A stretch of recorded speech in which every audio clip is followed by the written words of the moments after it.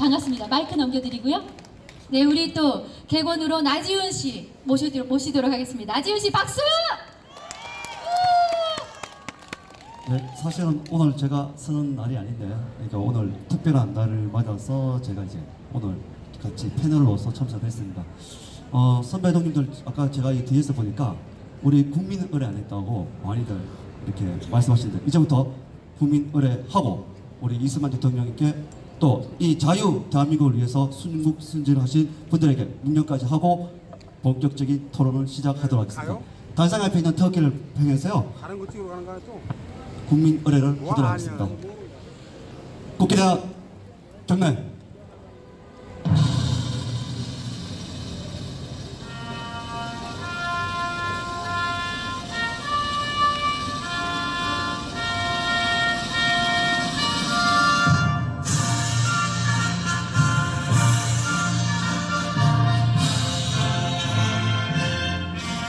나는 자랑스러운 태극기야.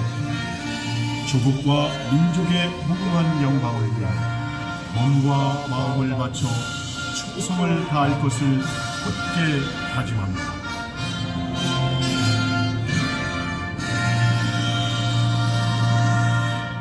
바로 그리고 우리 오늘 서거 53주년을 맞은 이승만 대통령의 추모식이라는 것을 주위에 알려줄 수 있도록 애국가 1절부터 4절 씩씩하게 부르도록 하겠습니다.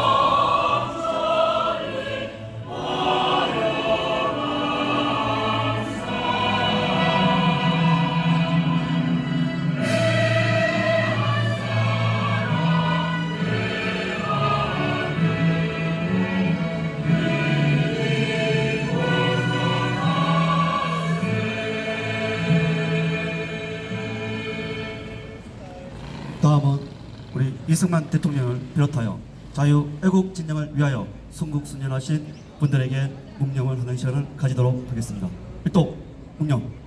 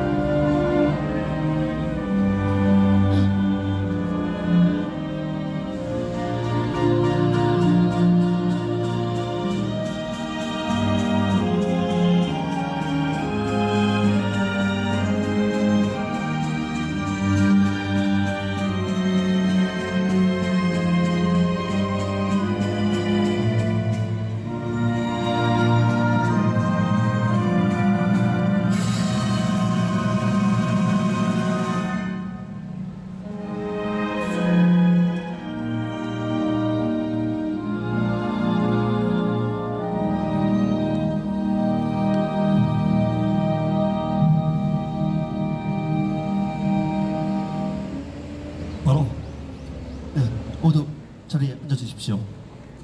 오늘 날씨도 더운데 이렇게 많은 분들이 오셔서 이렇게 참 기분이 좋습니다. 어제보다는 사람들이 많은 것 같고요. 목사님 오신다고 해서 더 많은 분들이 온 것 같습니다. 네, 그런 것 같습니다. 저기 본격적 토론하기 전에 저희 선배님 한 분이 좀 집중을 하기 위해서 우리 난상 토론의 그런 부분보다는 오늘 추모식에 가깝기 때문에 오늘 좀 집중을 하고자 해서 준비해 오신 퀴즈가 있다고 합니다. 한번 퀴즈를 한번 들어보시고 본격적인 우리 목사님 모시고 토론 한번 가져보도록 하겠습니다. 네, 우리 대한문회 그리고 우리 역사두기 포럼에 아주 든든하고 멋진 분이십니다. 김상기 선배님이십니다. 지금 나오고 계십니다. 박수 한번 부탁드리겠습니다.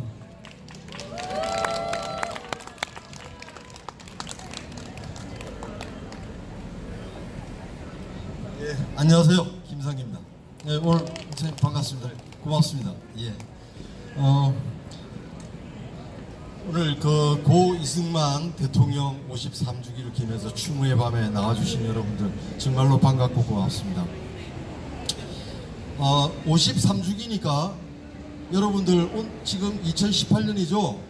네, 역사라면 돌아가신 서그날이 몇 년도인지 아세요? 63년도. 빨리 계산해 보세요. 저요?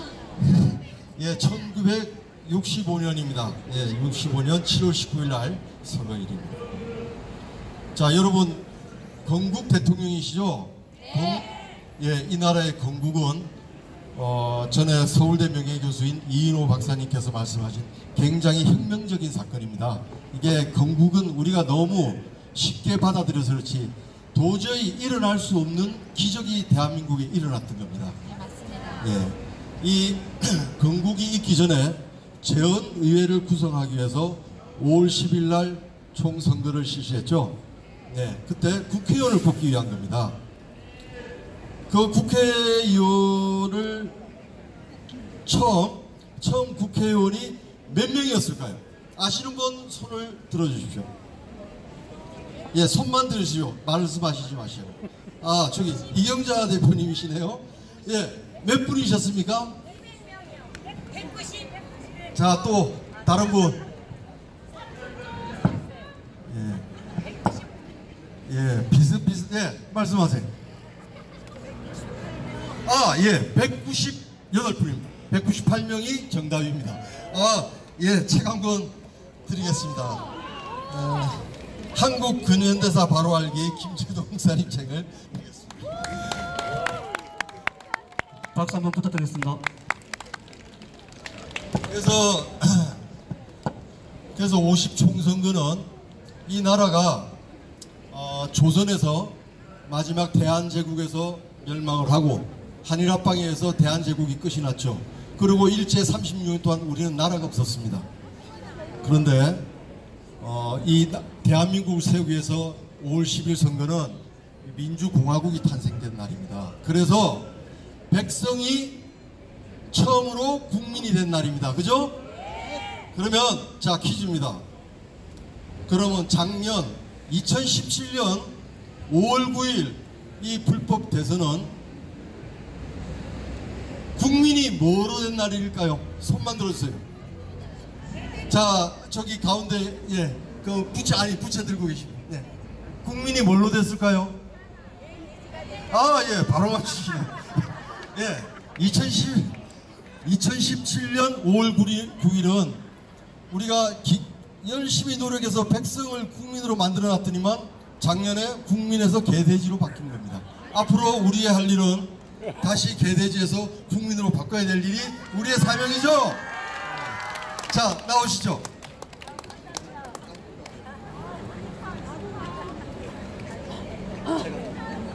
감사합니다. 자 그러면 이제 마지막 퀴즈 들어갑니다. 그래서 여기 제가 미리 알려드리신 분이 있는데 누가 알고 있는지는 알아요. 그분은 손 드시면 안 됩니다. 재헌의회를 구성을 이제 했는데 국회의원 198명을 뽑았죠. 198명을 뽑아서 근데 이승만 대통령님도 처음에 국회의원이 되신 거죠. 그렇게 해서 국회의장이 되신 거고 국회의장이 되시면서 선거를 치르고 선거날이 7월 20일입니다. 7월 17일 날 재헌 공포하고 7월 20일 날 대통령을 뽑은 겁니다. 그때 당시에는 대통령이 국회의원이 뽑는 겁니다. 국회의원이 뽑는 건데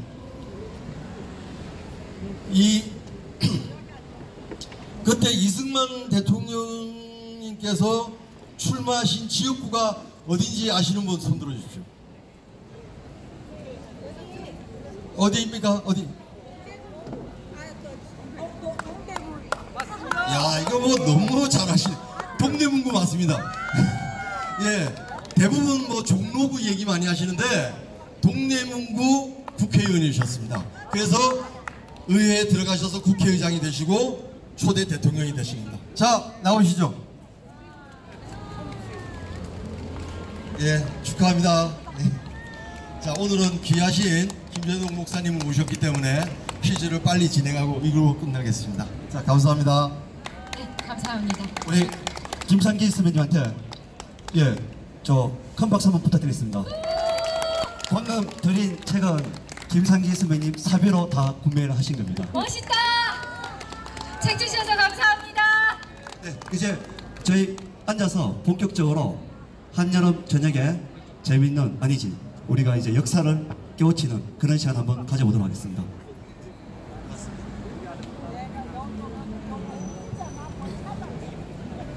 목사님 저희 멀리서 오셨죠? 저희 지금 서울은 아니신 것 같은데 한번 목사님 아시는 분도 계시지만 모르시는 분도 많으신 것 같습니다. 한번 간단하게 소개부터 한번 제 해주셨으면. 이름이 누구랑 닮았습니다. 그 사람 이름은 아이고 저는 어이가 없는 아이입니다. 저는 그 백령도 태생입니다. 백령도에서 고향이 백령도고 저희 아버님이 황해도에서 또 월남하시면서 그 공산화 과정도 다 겪으셨고 그래서부터 제가 저의 사실은 최고에 있어서는 저희 아버님이셨어요. 지난주에 88세의 나이로 이제 천국 가셨는데 그래서 참 늘 아버님 생각하면 늘 감사한 마음이 늘 들고 몸이 안 좋은데도 늘 나라 걱정, 자식 걱정만 하셨던 분이 저희 아버님이고 아마 여기 계신 우리 어르신 세대가 아닌가 하는 생각이 드니까 더 마음이 참 뭉클하네요. 이 자리에 오면서 감사하게 생각합니다. 저기 그러면 본격적 질문을 한번 드려보겠습니다. 목사님이 생각하시는 이승만 박사와 네가 알고 있는 이승만 박사에 대해서 어떻게 좀 공통점이라 해야 될까요? 어떤 그런 부분들을 한번 말씀해 주셨으면 좋겠습니다. 우선은 저는 왜 이승만을 우리가 알아야 되는가, 왜 이승만을 우리가 말을 해야 되는가 생각을 좀 잠깐 먼저 나눕니다. 우리나라가 주전 2333년에 고조선이 시작되면서 반만년 그러지만 정확히 말하면 4300여 년이죠. 우리나라가 4300여 년 동안 이 장구한 세월 동안 반만년이라고 칩시다. 반만년 세월 동안 오면서 사실상 백성들이 주권을 갖고 백성들이 자유를 누렸던 시대는 4300년 역사에 여러분 과연 몇 년이나 됐을 것 같아요? 고작 70년입니다. 70년. 그러니까 우리는 70년을 4300으로 나누면 0.016이 되거든요. 반만년에 없던 자유를 우리가 지금 70년 동안, 고작 70년 동안 지금 누리고 있는 것인데, 앞서갔던 수많은 우리 선진들이 꿈속에서나 있을 법했던 그러한 자유로웠던 그런 미래의 먼 나라 이야기가 사실 우리가 지금 누리고 있는 자유 대한국이라는 것을 우리가 잊지 말아야 되는데, 그러한 자유를 이 땅에 선물로 선사해 준 바로 가장 큰 공헌을 하신 분이 누구냐?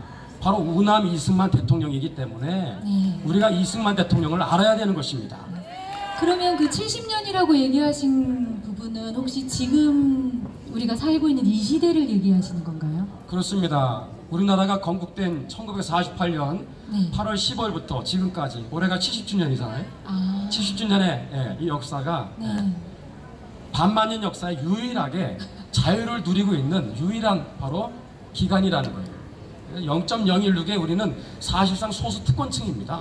제가 서울역 가니까 서울역의 노숙자분들도 죄송한 얘기지만 그분들도요 다 메이커 입고 있더라고요.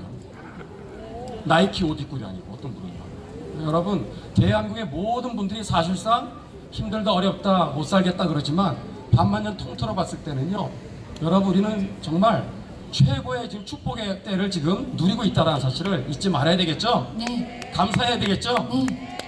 그럼 우리는 가장 혜택받은 시대에 살고 있는 사람들이겠네요? 그렇습니다. 예.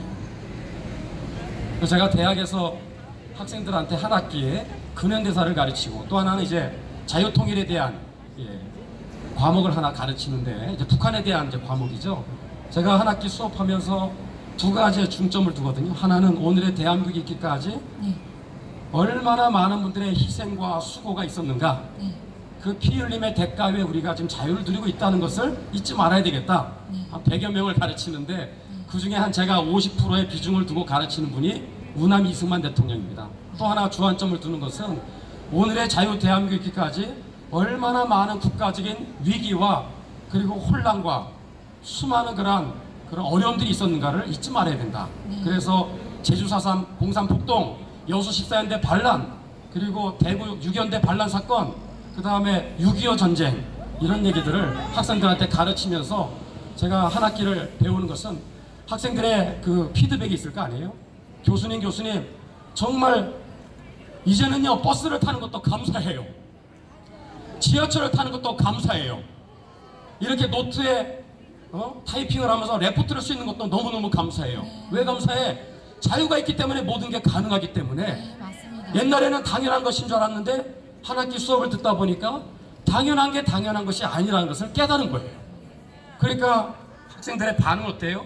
자유에 대한 감사함이 있을까 없을까요? 있죠. 이 소중한 감사에 대한 감사가 그들에게 막 우러나오면서, 그리고 하나 제가 꿈꾸고 항상 목적으로 두는 것은 이러한 소중한 자유가 위기에 처했을 때 너희들은 어떻게 해야 되느냐. 앞서 갔던 우리 이승만 대통령이나 믿음의 선진들이, 우리 독립운동가들이, 국군들과 유엔 장병들이 그랬던 것처럼 이 위기에 빠진, 모든 제도권이 사실 점령되었습니다. 자유민주주의와 시장경제체제는 사실상 무너졌어요. 이러한 상황에 있는 대한민국의 현실에서 너희들은 무엇을 해야 되는가? 앞서 갔던 믿음의 선진들이, 우리 독립운동가들이, 국군들이 그랬던 것처럼 이 자유를 다시 수호하기 위한 거룩한 투쟁을 이어가야 된다. 맞습니다. 너희들이 일어나야 된다. 맞습니다. 너희들이 깨어나야 된다. 맞습니다. 제2, 제3의 이승만으로 일어나야 된다. 맞습니다. 그렇게 얘기하고 있습니다. 네. 아주 감사합니다. 목사님인 줄 알았더니 교수님이시네요. 예, 시간 강사로 지금 2과목 가르치고 있습니다. 제 사실은 가장 큰 사역은 목회입니다.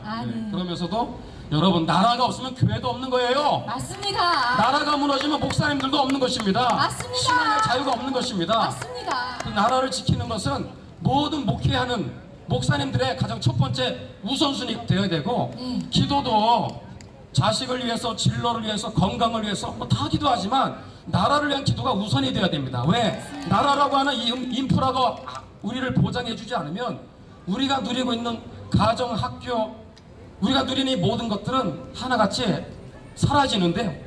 그 나라가 바로 서야 되는데 네. 이 나라를 위한 기도를 우리는 사실상 많이 놓치고 지금까지 살아오지 않았나. 그래서 저도 그렇게 가능한 한 기회 있는 대로 목사님들한테도 외치고 그렇게 하고 있습니다. 아, 네, 감사합니다. 학교에서 학생들에게 아주 좋은 음파 교육을 시켜주셔서 너무 감사합니다.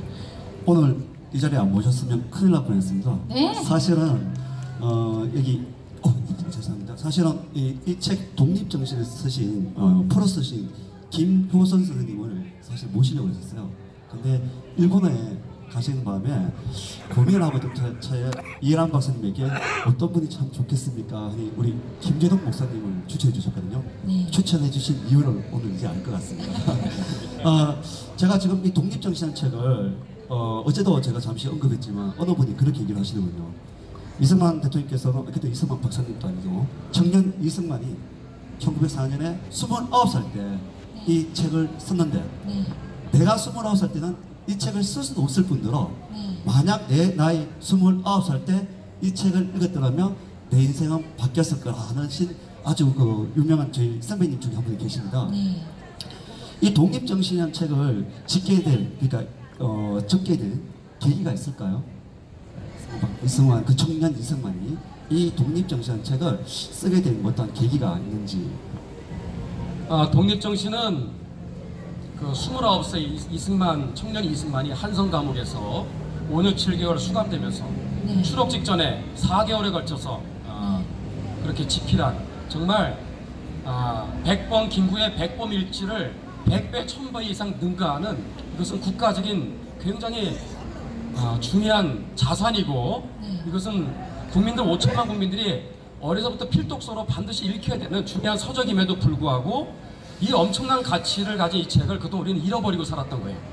독립정신은 러일전쟁이 발발했을 때 기울어가는, 망해가는 이 대한제국에 필요한 것이 무엇인가? 나라를 살리려면 당시 2천만 백성들을 깨워야 되겠는데 그들을 깨우기 위해서 바로 감옥에서 바로 지은 책이 바로 독립정신입니다. 네, 일단 여기 그렇게 제가 말씀. 책을 들고 있고요. 조선민족이여 깨어나라 독립정신 대한민국 건국 대통령 이승만 지음이라고 김충남, 김효선 플러스이라고 되어 있습니다. 방송 보시는 분들 중에서 관심 있으신 분들은 독립정신 이 책입니다. 그리고 저기 아까 상으로 드린 또 책이 있습니다. 독립정신. 제 책은 좀 뒤에도 좀 구비되어 있으니까 뭐 어떤 책을 선택하는 상관없습니다. 다만 이제 우리가 이 책을 읽고 어떤 생각을 가지냐가 더 중요한 것 같고요. 네. 지금 좀 전에 감옥에서 29살 때 이렇게 썼다고 하셨는데 지금 감옥하고는 그 당시하고는 아주 뭐 천지 차이라고 알고 있고 또 당시 그때는 역적죄로 우리가 흔히 말하는 큰 칼을 쓰고 있었던 걸로 알고 있습니다. 혹시 그때 사형 언도 받지 않으셨어요? 이승만? 사형 언도도 받았고 네. 감형에 또 감형을 당하다가 네. 또 5년 7개월 만에 네. 그렇게 풀려나십니다. 수감 생활하다가 네. 그렇게 풀려났습니다. 네. 지금의 영풍문고 자리가 바로 그 한성 감옥터입니다. 그렇군요. 네. 제가 또 새로운 사실을 알았습니다. 또 하나는 어저께도 제가 언급을 했지만 이승만, 사실 저도 사실 이승만이라는 대통령을 사실 잘 몰랐었습니다. 네. 되게 부정적으로 우리가 생각했던 게 네. 3.15 부정선거와 4.19 혁명에 있다는 그런 하야를 했다는 초대 대통령으로만 기억을 하고 있었는데 네. 박근혜 대통령 탄핵을 받고 나서 여러 선배님들하고 대화를 하다 보니까 이승만 대통령이 없었다면 이 나라가 없었다라고 맞습니다. 해서 제가 책을 이제 구비해서 보게 되면서 이 정말 이런 이승만 대통령이 있었구나라는 걸 얘기를 하면서 어제 제가 그런 얘기를 했습니다. 지금 이승만 대통령을 누구냐 했을 때 잘 이해가 안 됐을 겁니다. 그렇다면 아프리카의 저 먼 오이시 인족에 우리가 알 수 없는 나라의 부족장이 우리 국회에 와서 그것도 우리 국회의원들 앞에 한글로서 자유를 얘기하고 반공정신을 얘기했다면 선배님들이 어떻게 했습니까? 기분이.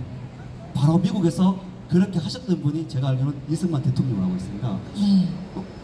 목사님 어떻습니까? 그 당시에 지금 이 책을 보고 있으면 노선문과 연설문을 통해서 본 이승만 박사의 반공정신과 대한민국 건국이라는 책을 보고 제가 상당히 감명을 많이 받는데요. 네. 그 읽어보셨나봐요? 예, 국회에서나 또 어떤 학교에서 강연을 하실 때 그 좀 어떤 결의라든가 그런 부분들에 대해서 한번 말씀을 해주시면 여기 오신 분들이 많이 좀 도움이 되지 않을까라는 생각을 가지고 있습니다. 공산주의는 지금은 이제 어떤 사상인지 알만한 사람은 다 아는 세상이 되었지만 네. 사실상 20세기의 그 전반부였던 네. 그 1900년대부터 1900 한 중반에 이르기까지는 네. 전 세계는 이 공산주의가 어떤 사상인지 사실상 아는 사람이 거의 없었어요. 아, 그랬었군요. 그런 가운데 이승만이라는 한 사람이 참 놀랍고 신기한 것은 이분은 한성 감옥에서부터 반러 감정을 이제 서서히 갖기 시작합니다. 예, 러시아의 그 표토르라고 하는 황제가 남긴 유훈, 네. 그 마지막 유훈을 책을 읽고, 야, 이 러시아란 나라 이 영토 야역의 이 욕심이 장난 아니다. 이 러시아를 조심해야 되겠다. 그게 시작이었고 1917년 10월에 있었던 볼셰비키 공산혁명이 그것이 터졌을 때 전 세계는 한 세대가 지나가도록 공산주의가 어떤 체제고 어떤 사상인지를 전혀 몰랐어요. 유명한 학자들도 그렇고 지도자들도 네. 오히려 공산주의는 인류의 문제를 해결하는 유토피아라고 생각들 했어요. 공부 좀 한 사람들은 다 사회주의 공산주의에 전부 다 물들었어요. 그랬을 때 이승만은 한성 감옥에서부터, 그러니까 1900년대 초부터 사실상 트루만 대통령이 트루만 독트린에 의해서 그 소련에 대해서 결별을 선언하는 이제 냉전 시대가 사실상 시작된 것이 1947년에 3월에 있었던 바로 트루만 독트린인데, 그때까지 전 세계는 공산주의를 몰랐는데 청년 이승만은, 그리고 이승만 박사님은 공산주의가 어떤 집단인지를 정확하게 꿰뚫어봤던 것이 오늘날 자유대한민국 건국과 호국 과정에 있어서 이것이야말로 대한민국이 주신, 하나님이 주신 가장 최고의 선물 중에 선물이었다고 저는 확신합니다. 그분의 1인 혈투의 공산주의와의 투쟁이 없었다면 오늘날 자유대한민국은 사회주의 공산주의 국가로 갔을 것이 100% 200%였을 거예요. 혼자 싸워서 이겨내서 세워낸 나라가 자유대한민국입니다. 놀라운 분이죠. 감사해야 될 분입니다, 진짜. 많이 앞서가신 분이셨기 때문에 또 외로우셨을 것도 같아요. 외로운 것도 외로운 거지만 네. 제가 오늘 기사를 하나 쓰면서 여기 보니까 이제 조사를 해보니까 그 당시에 지금 KBS가 대화 드라마 김원봉이라는 사람을 대화 드라마를 지금 만든답니다. 아시죠? 암살할 때 우리 그 조승우가 그 역을 맡았던 그 김원봉이라는 걸 사는데, 김원봉뿐만 아니라 김구, 김규씨 이런 분들이 이제 쉽게 말하면서 이쪽에 김일성의 세력을 받고 박헌영과 함께 여기에 이제 어떤 적화를 위해서 이렇게 하고 있을 때 혼자서 맞섰고 혼자서 모든 것을 물리치신 분이 바로 이승만 대통령을 하고 있습니다. 그때 상황을 한번 좀 말씀해 주십시오. 여러분, 올해가 몇 년이죠? 2018년이죠? 올해 2018년은 대한민국을 공산화하고자 하는, 그리고 적화 통일을 하고자 하는 그 무리들에게는 굉장히 의미 깊은 한 해가 2018년입니다. 왜냐하면 한반도에 공산주의 사상이 유입된 바로 최초의 바로 시점이 1918년이거든요.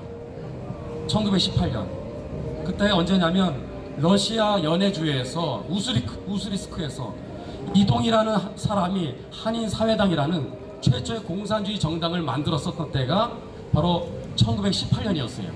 이동희는 민족주의자로 시작합니다. 그러나 그가 기대했던 서방 제국들의 무관심과 사실상 배신으로 인해서 실망을 하게 된 나머지 어디에다 손을 내밀죠? 볼셰비키 공산혁명가들에게 손을 내밀어서 그들의 도움을 얻어서 대한의 해방과 독립을 이루어야 되겠다라고 생각해서 창당한 것이 바로 공산주의 최초의 정당 한인사회당이고, 그것이 상해로 거점을 옮겨서 바로 상해파 고려공산당, 또 하나가 이르크츠크파 고려공산당이 이제 상해라는 전세계 국제도시였던 항구도시 상해에서 시작이 된 것이 20년이 되면서 이제 사실상 우리나라의 국내로 공산주의가 유입되는 그러한 참 불행한 역사가 그때부터 시작되었다고 볼 수 있는데, 한 가지 더, 이 공산주의 유입 과정에서 가장 핵심적인 역할을 했던 사람들은 놀랍게도 다 기독교인들이었습니다. 이동희 선생님 전도사님이었어요. 그리어슨이라는 선교사님의 수제자였어요. 그리고 또 한 사람 김규식 박사님, 여러분 아시죠?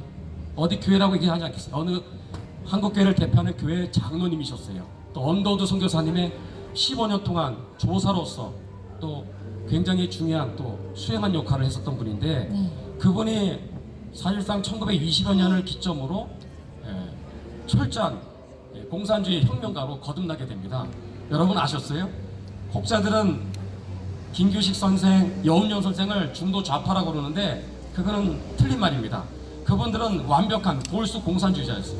그분들의 어록을 보면 1920년에 한반도의 공산화를 어떻게 이루어야 되겠는가, NLP드로 공산화 전략을 이미 천명을 했거든요. 민족해방전술과 인민민주주의 혁명으로 한반도의 공산화 통일을 이제 이렇게 해야 된다라고 김규식 선생님, 여운형 선생 다 그렇게 얘기했어요. 다 기독교인들, 목회자들, 전도사님들, 장로님 이런 기독교인들이 앞장서서 그 공산주의를 한반도에 끌어들였기 때문에 제가 목회자지만 이 땅에 왜곡된 역사들을 바로 세우고 알리는 일을 할 수밖에 없었던 중요한 계기 중에 하나는 기독교인들이 그렇게 해서 끌어들인 이 만악의 근원인 공산주의 사회주의의 이 악순환의 고리를 100주년이 되었을 때 그들은 공산화 통일을 이루는 원년이 되기를 원하지만 우리는 그럴 수 없습니다. 2018년은 반드시 자유통일과 복음통일이 이루는 원년이 되는 기점이 돼야 되는 거예요. 그런 전환점이 되는 해로 만들어야 되겠죠. 그런 마음이 우리 가운데 들어야 되는 것입니다. 예. 저는 교수님 말씀을 듣고 나니까 문재인이 주장하는 건국 100년이 떠오르는데요. 이유가 있었네요. 건국 관련돼서 한번 여러분, 대한민국 건국이 언제입니까? 개인의 생일도 중요하지만 나라의 생일이 더 중요하지 않습니까? 네. 예. 대한민국의 건국일이 언제입니까? 1919년입니까? 자, 제가 간단히 설명을 잠깐 드릴게요. 상해 임시정부 수립일은 1919년 4월 11일입니다. 그때가 대한민국 건국이라고 주장합니다. 그래서 올해가 이제 내년이 100주년이라고 KBS에서는 공산주의자 김원봉이를 이제 앞세워서 대화 드라마를 만들겠대요. 말도 안 되는 얘기입니다. 왜? 상해 임시정부 수립일이 건국이 아닌 이유를 몇 가지 설명을 드리겠습니다. 첫 번째, 여러분 국가에 3요소가 있죠? 뭐죠? 우리 다 같이 배웠죠? 국토, 땅이 있어야 돼, 영토, 그 다음에 백성이 있어야 되겠죠? 주권이 있어야 되죠. 여러분 상해 임시정부 세 가지를 다 갖췄어요? 하나도 없었어요. 하나도 없었어요. 두 번째, 국제적인 승인을 받았습니까? 이승만 박사님이 일제시대 때 임시정부를 국제적인 승인을 받으려고 혼자 이리 뛰고 저리 뛰는데 국제적으로 승인을 누가 해줍니까? 아무도 안 해줍니다. 국제적인 승인을 받지 않은 말 그대로 임시정부에 불과한 거예요. 세 번째가 더 중요합니다.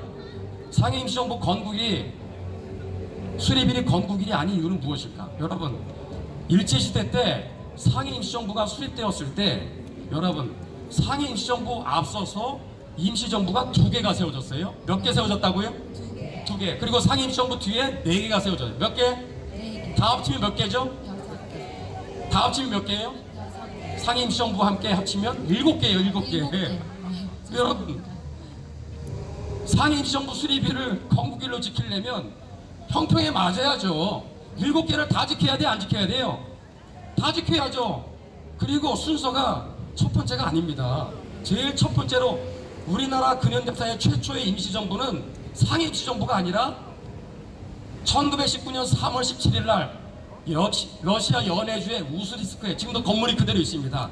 그 건물에서 수립한 대한국민의회예요. 대한국민의회. 대한국민의회가 최초의 바로 임시정부예요. 그리고 세 번째가 상해 임시정부입니다. 예? 그러니까 지키려면 다 지켜야죠. 그리고 우선순위가 노령 임시정부라고 하는 연해주에서 세워진 대한국민의회를 더 우선해서 지켜야 되는데 이 정부는 상해 임시정부만 얘기하는데 여러분 모르면요 가만히 있어야 돼요. 상해 임시정부가요, 자 수립이 되었을 때 세 번째로 수립이 됐다고 그랬어요. 자 7가지 중에 다 몰라도 좋아요. 정확하게 수립일이 알려진 것은 3개입니다. 연해주의 노령 임시정부, 상해 임시정부, 한성 임시정부. 저기 보신각에 종각에 세워졌다고 하는 1919년 4월 23일에 세워졌어요. 자 여러분, 우리가 예를 들어 태극기 집회를 하는데 우후죽순으로 여기저기서 하면은 보기가 좋아요, 안 좋아요? 안 좋잖아요. 통합을 해야죠. 하나로 뭉쳐야 되는 것처럼 그 당시에도 이건 아니다, 하나로 힘을 합쳐야 된다. 그래서 하나로 힘을 합치는데 결의가 이제 딱 합의가 모아져요. 어디로 모아지려고 자 얘기가 됐냐? 여러분 한성이 있고 노령 임시정부, 연해주죠? 또 상해가 있어요. 여러분 생각에는 어디로 하나로 뭉쳐야 될까요? 한성이죠. 왜? 13개 도 대표들이 함께 모여서 한반도에 모두 3천만의, 당시 2천만이었네요. 2천만의 백성들의 민의를 수렴해서 수립하고 선포한 임시정부니까 정통성은 어디에 있다? 한성에 있었기 때문에 야, 노령 임시정부 일로 와, 상해도 일로 와, 그래서 너희들이 일로 와서 다 통합을 하자. 그렇게 해서 한성 임시정부로 통합을 한 거예요. 네, 그렇게 해서 통합을 한 게 언제 했다? 1919년 9월 11일입니다. 상해 임시정부는요 4월 11일 날 수립돼서 5, 6, 7, 8, 9, 9월 11일까지 기껏해야 5개월밖에 존재하지 않습니다. 그 다음부터 얘기하지 말아야 돼. 9월 11일부터 되면서 대한민국 통합 임시정부가 탄생하는데, 자, 그것이 바로 한성 임시정부로 통합이 되는데, 한번 생각해 보세요. 일제시대 때 한성 임시정부라고 여기에서 수립하면 독립운동 할 수 있겠어요? 일제가 언제든지 잡아갈 판인데, 그래서 자유롭게 안전하게 독립운동을 하기 위해서는 거점만 옮기자. 그래서 한성 임시정부를 장소만 옮기는데, 장소를 어디로 옮겼어요? 상해로 옮기게 된 것 뿐입니다. 그러니까 우리는 상해 무게중심 있는 게 아니라 한성 임시정부에, 우리 임시정부에 뿌리가 있다는 사실을 오늘 여러분 하나 확실히 건져서 가셔야 됩니다. 그래서 우리 1948년 5월 30일 날 재헌국회에서 우리 초대 국회의장으로 선출된 우리 이승만 박사님께서 취임 연설을 하는데, 이거 국민들이 많이 몰라요. 뭐라고 했느냐? 초대 이제 임시의장으로서 했던 중요한 연설이 뭐냐? 새롭게 세워지는 이 민국은, 대한민국 이 자유민주주의 이 국가와 이 정부는 어디에 뿌리를 두고 있다? 어디에 그 정신을 계승하고 있다? 상해라는 말은 한 번 나왔었어요. 한성 임시정부다. 독립운동할 때 한성에서 13개 도 대표들이 모여서 수립한 바로 한성 임시정부의, 그 임시정부의 바로 계승이 바로 1948년 세워졌던 자유 대한민국 건국의 뿌리라고 분명히 얘기했던 거예요. 여러분들 확실히 오늘 깨닫고 하나는 건져가야 되겠죠.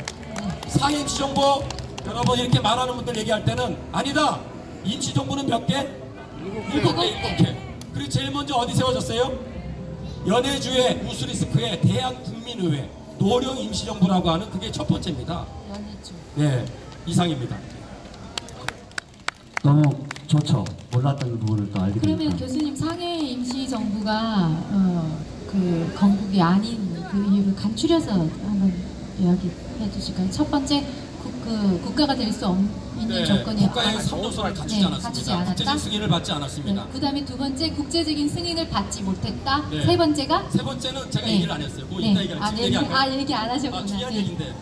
아까 제가 듣기로는 좀 제가 두고 얘기하려고. 한 곳이 아니라 7군데가 있었기 때문에.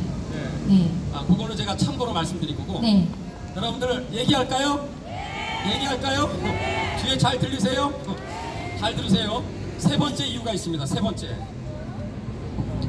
어렵지 않으시죠? 네, 어렵지 않으시죠?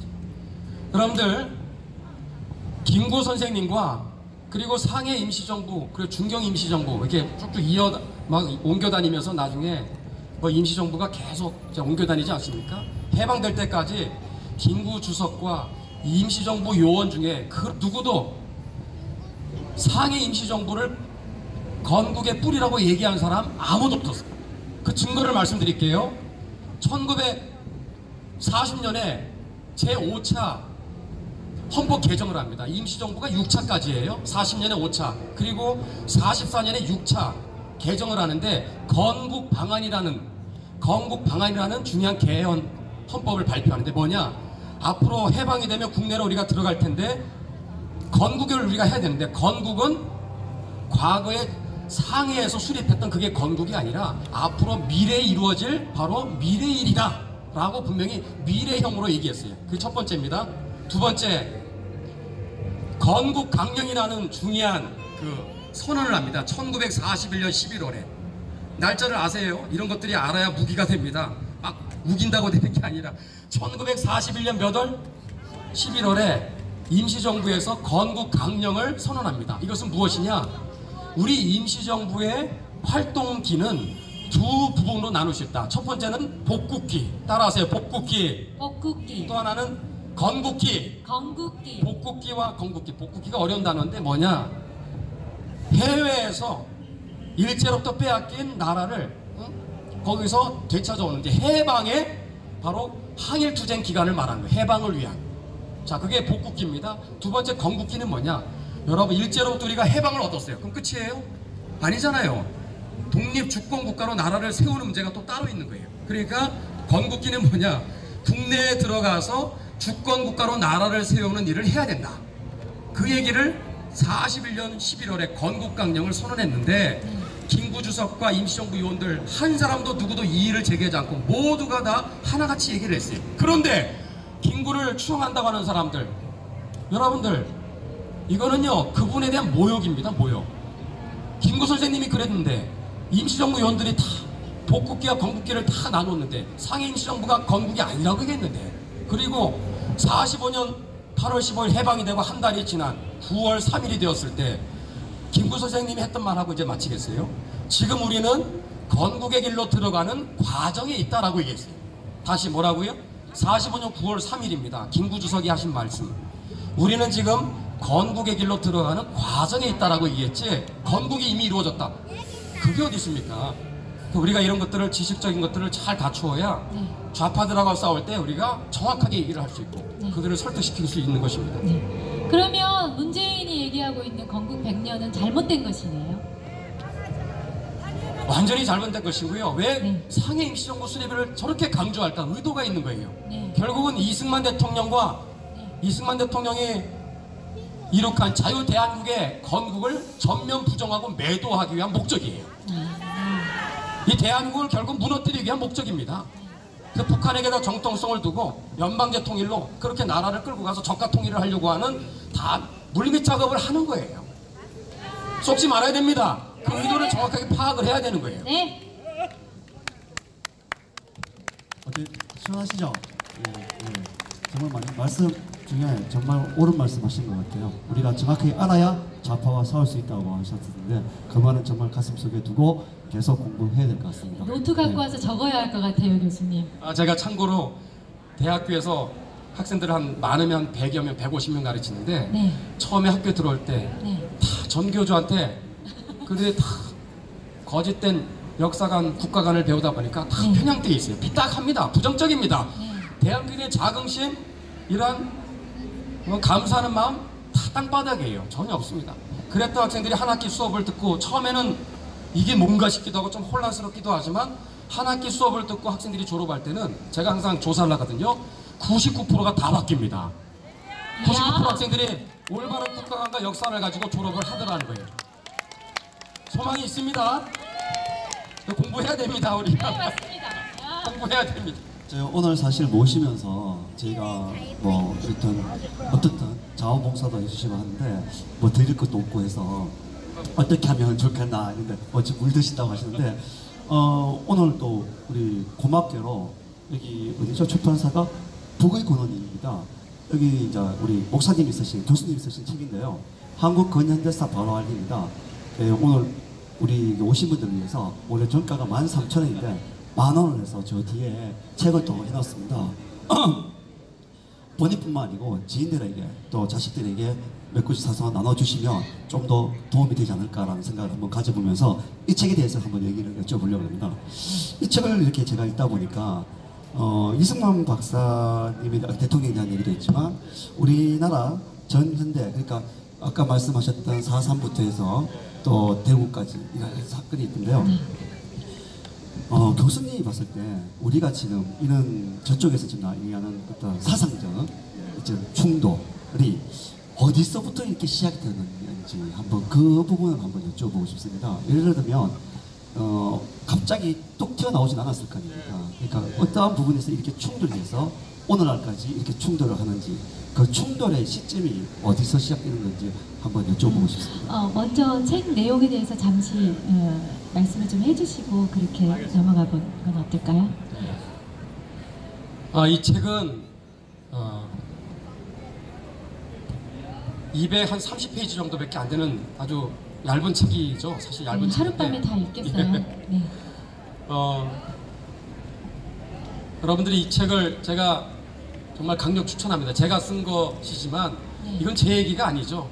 그동안 땅에 묻혀졌었던 자 우리 자랑스러운 대한민국의 역사인데 너무 그동안 우리가 배우지를 못하다 보니까 저조차도 마찬가지입니다. 이제라도 늦었지만 지금이라도 알려야 되겠다 해서 제가 쓰는데 이 책은 단순한 이승만 대통령만 얘기한 것이 아니라 오늘의 대한민국을 위해서 피 흘리며 싸우시고 희생하신 많은 분들의 이야기가 여기 나와 있는데 제가 특별히 이승만 대통령 대해서 사람들이 많이 잘 모르고 오해하고 있습니다. 이승만 대통령만 얘기하면 사람들 듣지 않으려고 그래요. 이 선지식이 있기 때문에. 자, 그래서 제가 대학교에서 쓰는 방법은 뭐냐면 학생들이 저한테 묻는 질문이 무엇이냐? 첫 번째가 뭘까요? 이승만에 대한 의구심, 의혹, 불만사항, 화가 나는 부분들이 있거든요. 이승만 그러면 뭐냐 하면 첫 번째가 뭐냐? 6.25 동란 때 한강교를 폭파한 주범 아니냐? 그래서 800여 명 한강다리 건너다 다 죽게 만든 그리고 이북에 150만 서울 시민들을 3개월 동안 공산치에 몰아넣은 장본인이 이승만 아니냐? 그게 첫 번째입니다. 두 번째, 서울 버리고 도망가지 않았냐? 6.25 때. 세 번째가 3.15 부정선거예요. 4.19 이제 혁명이 일어나면서 그 얘기가 이제 저한테 많이 들어오고 또 하나 부산 정치파동과 발췌개헌안, 보도연맹 학살 사건, 예? 이런 얘기들 여러분 답을 할 수 있겠어요?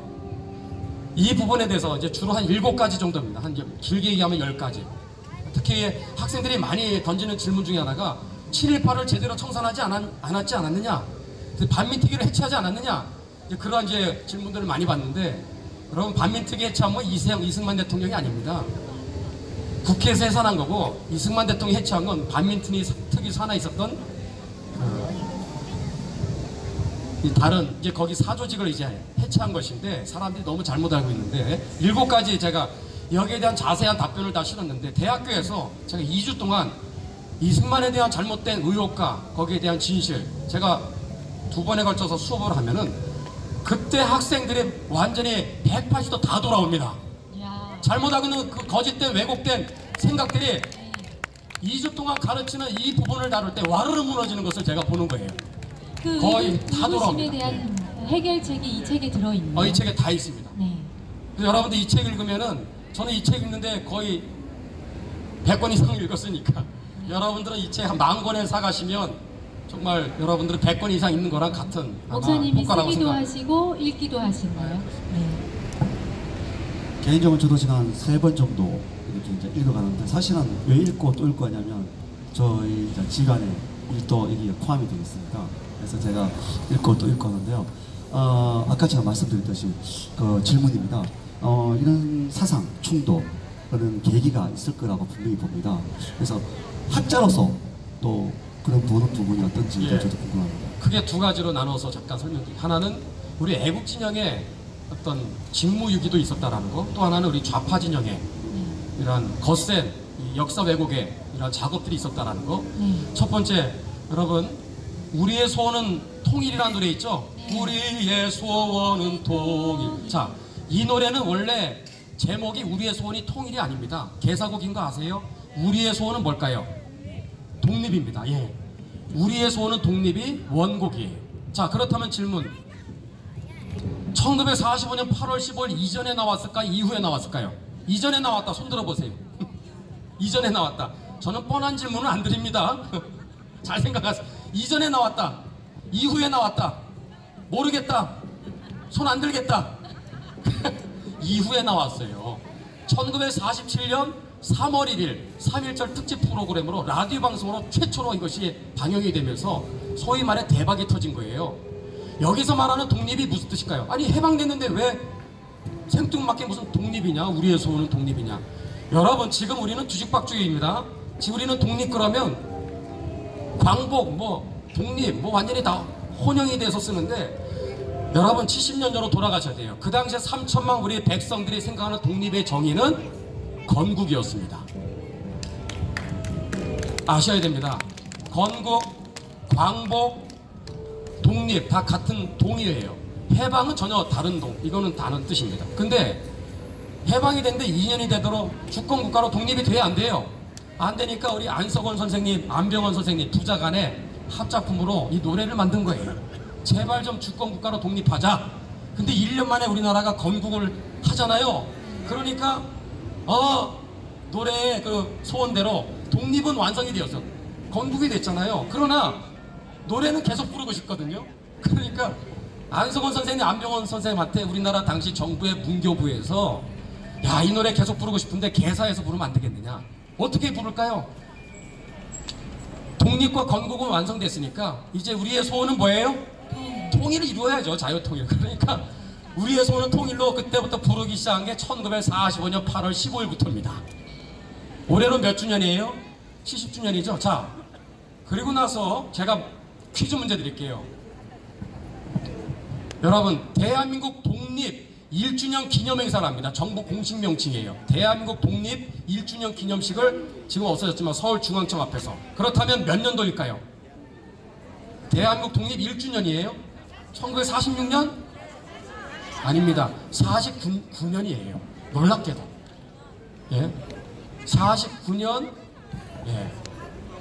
8월 15일이 되었을 때 제1회 건국일 행사를 했다라는 거예요. 거기서 독립기념행사는 건국을 기념하는 거였어요. 그러다가 49년 10월 1일에 정부에서 국경일법을 제정합니다. 언제요? 강조하는 부분을 좀 기억해 주세요. 49년 10월 1일. 그때 3.1절, 제연절, 그 다음에 개천절과 또 하나 뭐 정했죠? 8월 15일 앞으로 어떻게 지킨다? 광복절로 지킨다라고 공식 선언했어요. 여기서 정부에서 선포한 광복절은 무슨 뜻일까요? 일제로부터 해방된 것을 기념한 행사가 아니라 건국을 기념하는 행사였다라는 거예요. 자, 우리는 이걸 놓치고 있었어요. 저는 어떤 건국일을 제정하자가 아니라 우리는 대한민국 건국 이후에 적어도 5번을 공식적으로 건국일을 기념했어요. 여러분 아셔야 됩니다. 49년, 50년, 51년, 52년, 53년 몇 번을 기념했다? 5번 기념했어요. 그래서 사라진 거예요. 자, 1950년 8월 10일 6.25 동란 중에 대구에서 문화극장에서 이승만 대통령과 정부 강요들이 모여서 행사를 합니다. 그 행사의 공식 명칭이 뭐였을까요? 광복절 행사였는데 몇 회? 5회가 아닙니다. 제2회 광복절 행사였어요. 이듬해 1951년 8월 15일 몇 회였을까요? 6회가 아니라 제3회 광복절. 1952년 몇 회? 1953년 몇 회? 5회가 되는 거예요. 5회. 그러다가 역사에서 사라지는데 역사에서 사라집니다. 그러면서 10주년 단위로 건국일을 한 것이 고작이에요. 자, 우리 애국진영에서 우리가 반성해야 될 직무유기의 잘못은 무엇이냐?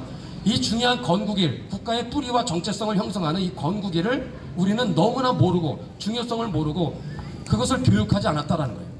6.25 난리통에 유야무야 그냥 지나가고 그러다가 나라가 먹고 사는데 생존의 문제가 걸려있는데 무슨 건국일에 거기에 언제 여력이 있습니까? 그러다 보니까 그냥 관심도 없이 그냥 사라져버린 거예요. 그러다가 뭐 10주년 단위로 왔지만 여러분 김대중 정권 때도 50주년 행사를 합니다. 건국 50주년. 그리고 이명박 정권 때 2008년 60주년을 행사를 하다가 여러분 야당 의원들이 전부 다 들고 일어나서 무슨 48년이 건국일이냐? 1919년 4월 11일 상해 임시정부지. 그러면서 백봉기념관으로 우르르 가가지고 거기서 따로 건국일 행사를 한 것이 그때부터 삐딱선이로 나라가 이상하게 된 거 아닙니까? 지금까지. 그러면서 이렇게 건국일에 대해서 누구 한 사람 나서서 건국일은 상해 임시정부가 아니다. 근거는 하나, 둘, 세 번째. 이렇게 얘기를 근거를 가지고 논리를 가지고 얘기해주는 누군가 지도자가 있어야 되는데 그런 지도자가 한 사람도 없었다라는 거예요. 그래서 2006년인가 서울대학교 경제학과 이용 교수님이 건국제를 제정하자 그것이 얘기가 시작이 되어서 건국절 논란이 그때부터 시작된 거 아닙니까? 사실 지금 진행 중입니다. 자, 그것이 우리 애국진영이 반성해야 되고 제가 부탁드리고 싶은 것은 여러분들 이 책을 꼭 하나 아니 2권, 3권 이상 자녀들한테도 또 여러분들 주변에 많이 홍보해 주시고 하여튼 여러분 반강제적으로 읽혀야 됩니다. 저는 꿈꾸는 것은 100만 권 읽으면 대한민국 바뀐다. 100만 권 읽으면 대한민국은 살아날 수 있다. 자유통일 복음도 이룰 수 있다. 확신합니다. 여러분들 홍보대사가 되어주시기를 바랍니다. 또 하나 간단히 좌파 진영에 있는 사람들은 벌써 이미 30여 년 전에 아주 체계적으로 조직적으로 아주 우리나라 역사를 왜곡하는 그런 작업을 이미 했어요. 역사문제연구소, 민족문제연구소가 그거 아닙니까? 우리는 뭐 했죠? 아무것도 안 했습니다. 더 이상 길게 안 하겠어요. 우리가 반성해야 될 부분입니다. 진짜 우리 열심히 열공합시다. 그리고 열심히 알리는 일을 우리가 합시다. 네, 부탁드립니다. 시간 너무 잘 가죠. 예, 다음에 기회 되면 또 한번 모시도록 하는데 지금 마칠 건 아니에요. 한 20분 정도 더 하려고 하는데요. 지금부터 선배님들께서 질문 있으신 분은 마이크 드리겠습니다. 질문하셔서 좋습니다. 질문 있으신 분, 현장 질문 있으신 분은 제가 마이크 드리겠습니다. 교수님, 그러면은 우리나라 대한민국 건국연도는 1948년인 거네요? 맞습니다. 네. 예.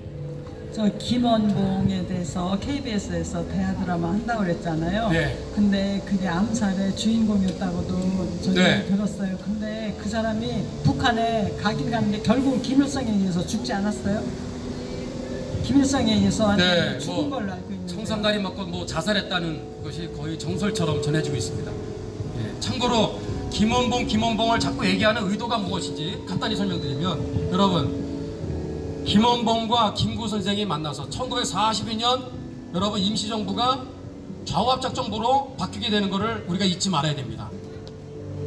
예, 42년부터 자유민주주의 체제를 표방했던 임시정부가 공산주의자 김원봉을 끌어들이면서 좌우합작정부가 되면서 사실상 체제의 변혁, 체제 변동이 이제 찾아오면서 정체성이 흔들리고 무너지게 되는 안타까운 그런 일이 1942년에 돈 문제가 다 끼어 있어요. 그래서 김원봉이를 끌어들이면서 자금 지원을 받기 위한 어떤 이유 때문에 참 체제를 수호하고 지켜야 될 상임시정부 요원들이 참 안타깝게도 좌우합작 정부로 가는 일에 결국 이제 그것을 이제 허용하게 됩니다. 네. 또 다른 분 질문 있으시면 질문해 주십시오. 뭐 질문 많지 않습니까? 이승만 박사 대통령에 대한 질문도 좋고요. 우리 근현대사, 특히 대한민국의 지금 이 상황이 어떤 부분이 때문에 이렇게 되었는지 아까 제가 질문을 드렸는데 좀 더 구체적으로 질문하고 계신 분들은 손 들어주시면 제가 마이크 전달해 드리겠습니다. 네, 딴 분들이 질문이 없으시니까 제가 한번 드리겠습니다. 이승만 대통령의 업적도 많지만 그 건국 이후에 49년 2월에 진해회담이라는 것에 대해서 저는 상당히 주목을 합니다.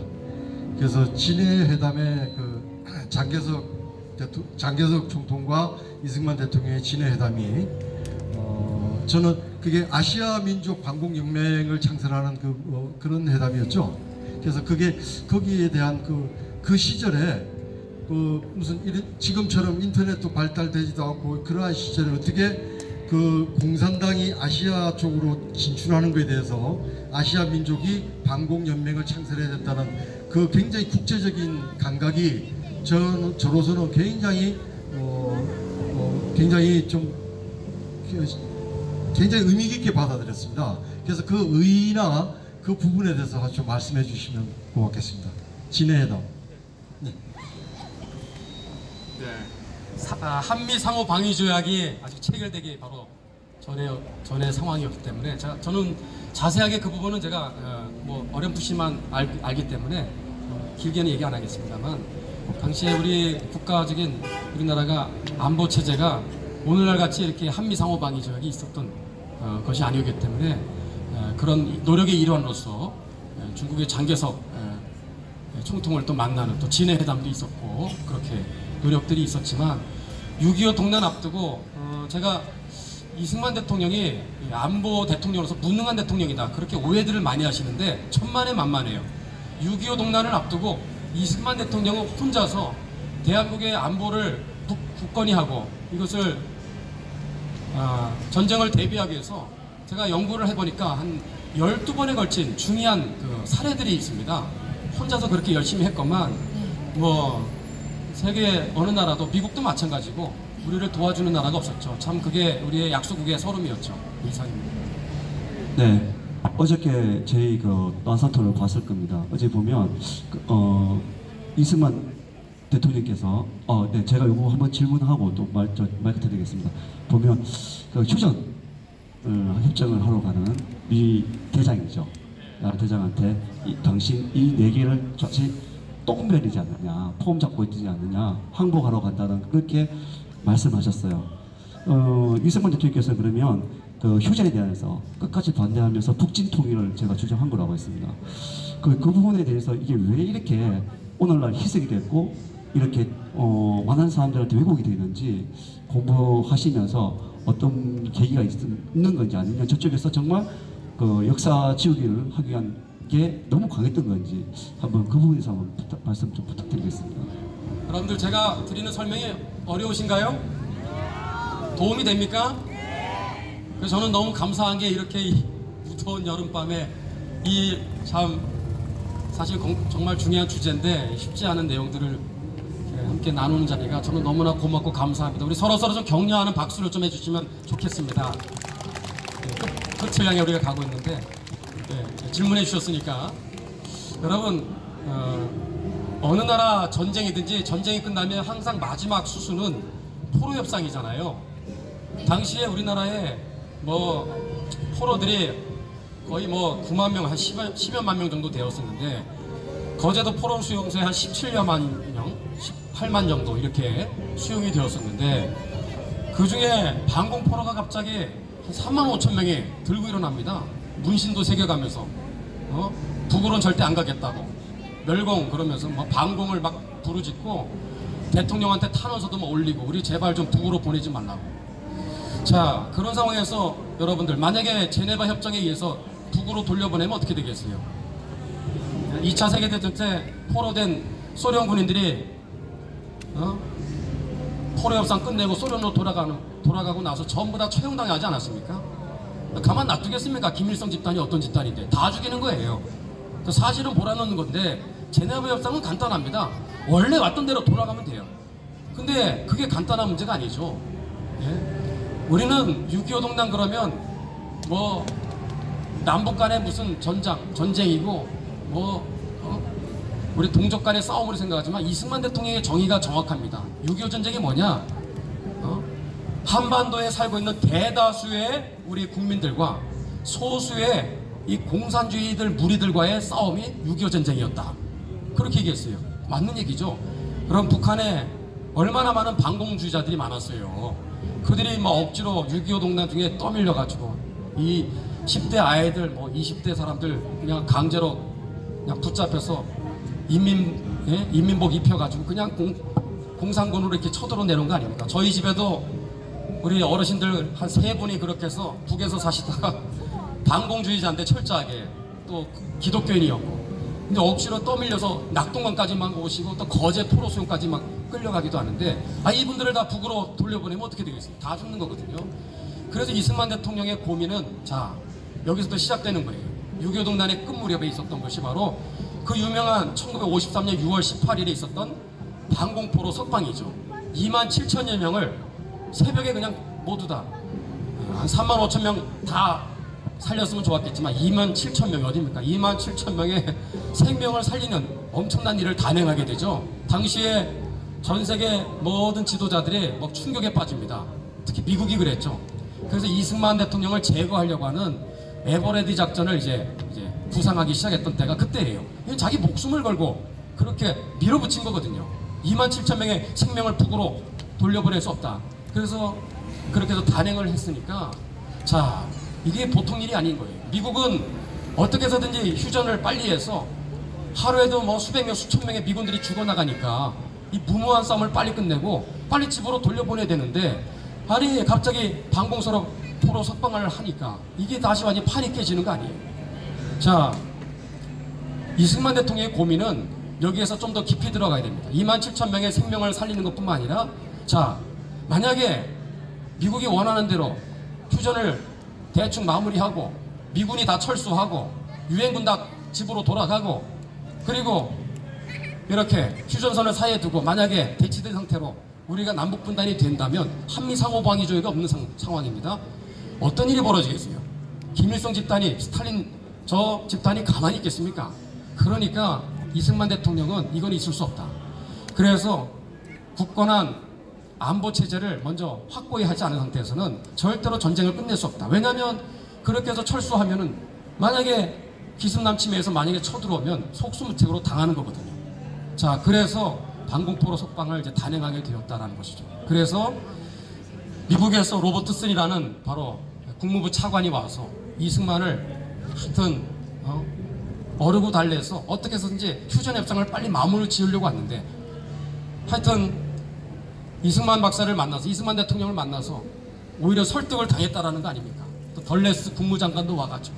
그래서 하여튼 장기간의 줄다리기 싸움 끝에 이승만 대통령의 사실 업적 중에 몇 가지를 얘기하자면, 첫 번째는 대한민국을 자유 대한민국으로 건국한 거. 이건 뭐 첫 번째라고 볼 수 있어요. 두 번째는 뭘까요?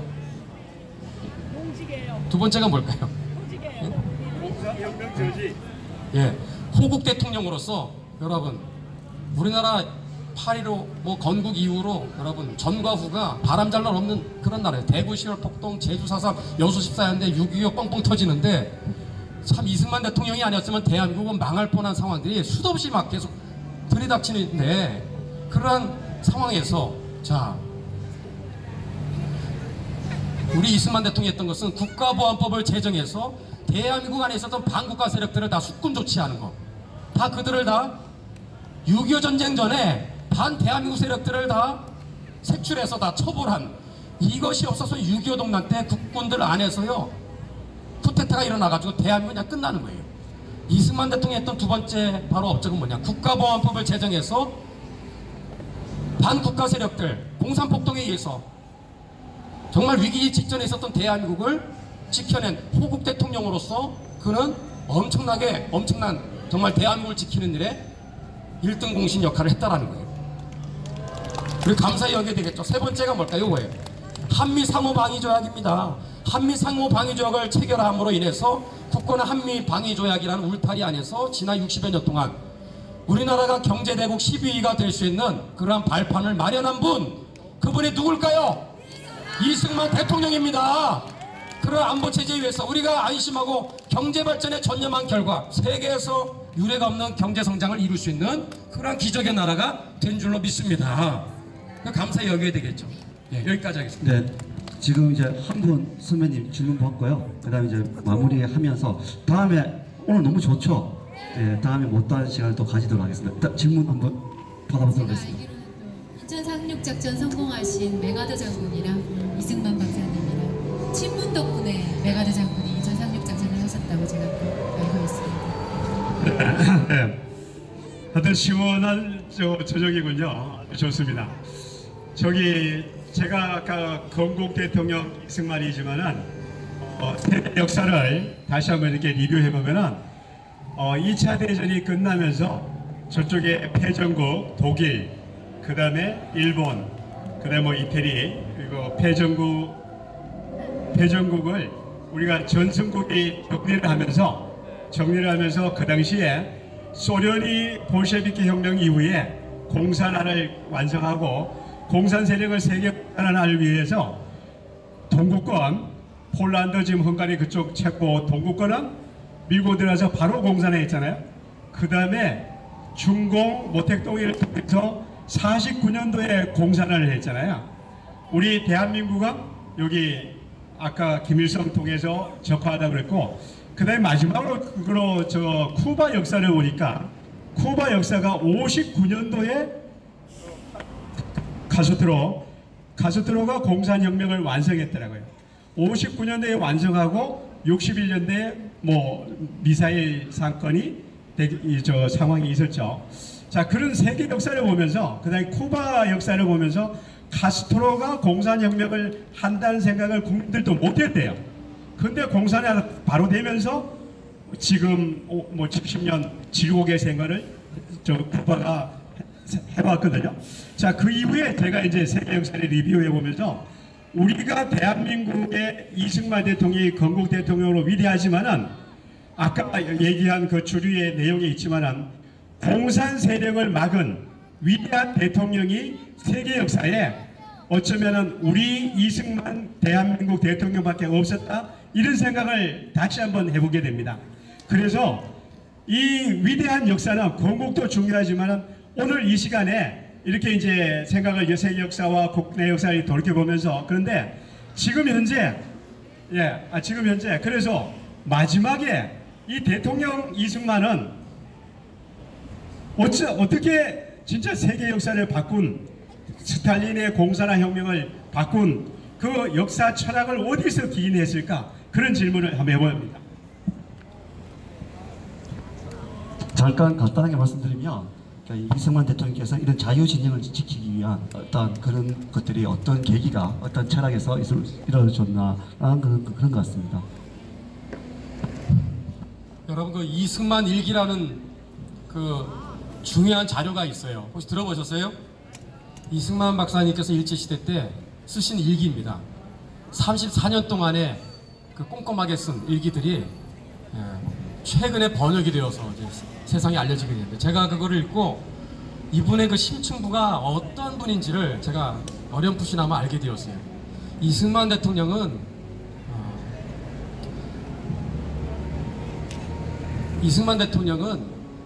누구보다도 하나님을 사랑했던 분입니다. 그분을 이해하려면 기독교 신앙을 이해를 해야 돼요. 여러분, 기독교 신앙과 공산주의는 절대로 같이 갈 수가 없습니다. 무신론 공산주의거든요. 유물 사상이거든요. 그래서 여러분 절대로 같이 갈 수 없다라는 거, 이분은 그걸 꿰뚫어 본 거예요. 그 이승만 박사님에게 공산주의는 성경에 보면 요한계시록이라고 있어요. 요한계시록 13장에 나오는 붉은 용, 적그리스도, 이거는요 단순한 사상 집단이 아닙니다. 이승만 대통령이 공산주의와 그렇게 싸워서 이겨낼 수 있었던 것은 공산주의의 실체를 거의 전 세계 수많은 지도자들 중에 유일하게 공산주의를 정확하게 간파했었던 지도자이기 때문에 가능했던 거예요. 정확하게 진단을 했으니까 처방이 가능한 거예요. 그리고 어떻게 그것을 막아설 수 있었던가? 제가 그분의 일기를 보면서 느낀 거는, 그분은 매일매일 하루하루도 빠지지 않고 성경을 읽고 하나님께 이 나라를 구원해달라고 하루도 빠지지 않고 진짜 하나님께 부르짖어 기도했다. 6.25 동란 때는요 창틀을 붙잡고 꺼이꺼이 기도해요. 6.25 동란 3년 1개월 이틀 1129일 동안 6.25가 끝날 때까지 매일매일, 그런 지도자 없습니다. 우리 국가에서 조창기도 할 때 보면은 이게 그렇게 기도 안 하잖아요. 근데 이분은 정말 울부짖으며 절규하듯이 어떤 때는 창틀을 붙잡고 꺼이꺼이 하면서 기도했던 분이 그분이에요.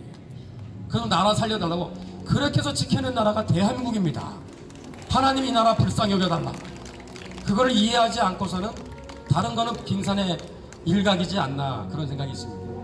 아울러서 제가요, 우리 말씀을 정말 잘해 주셨는데, 오늘 우리가 누리는 자유는 거저 주어진 게 아니죠?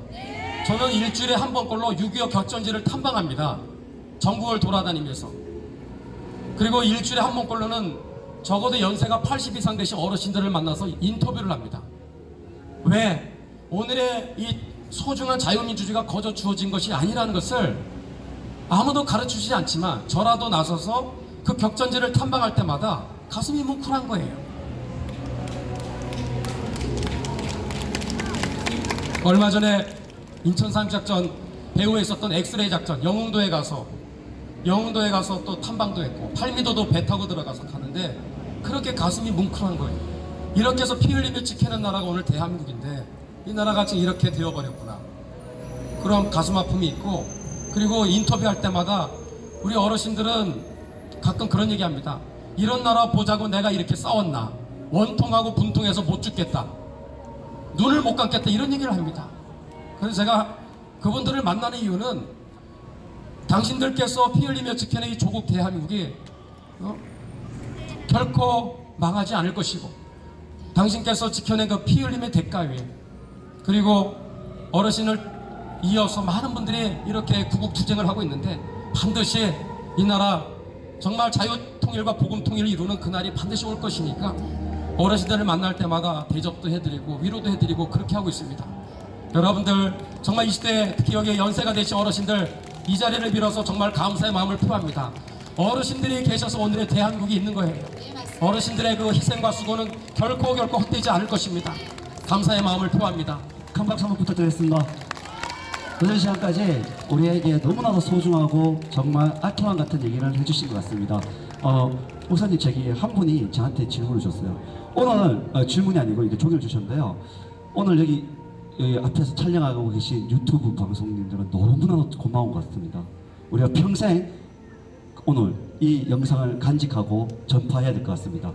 이 고마운 분들에게 이 책 한 권을 좀 전달해 줄 수 없느냐, 기증할 수 없느냐 이렇게 질문이 왔습니다. 어떻습니까? 유튜브 방송 PD님들한테 한 권씩을 전달해 주면 오늘 수고를 많이 하셨는데 이 영상을 우리 죄송한데 유튜브 영상 선물로 드리겠습니다. 큰 박수 한번 해주십시오. 예. 그래서 이 선배님들한테 또 구매하셨나 보네요. 먼저 고맙습니다. 예, 한 권씩 드릴 테니까요. 정말 많이 전파해 주시고 또 정말 많은 영상들을 오래오래 남을 수 있도록 그렇게 부탁을 드리겠습니다. 다음에 한번 더 모시는 걸 하고요. 오늘 여기서 정말 큰 수고 해주신 우리 김재동 목사님께 다시 한번 뜨거운 박수 부탁드리겠습니다. 네, 이제 남은 시간은 이제 그런 것 같습니다. 시간이 약속된 시간이 사실은 25분이 좀 연장되는데요. 추모 시기인데도 불구하고 우리 애국가수 오연아 선배님 오셔가지고 좀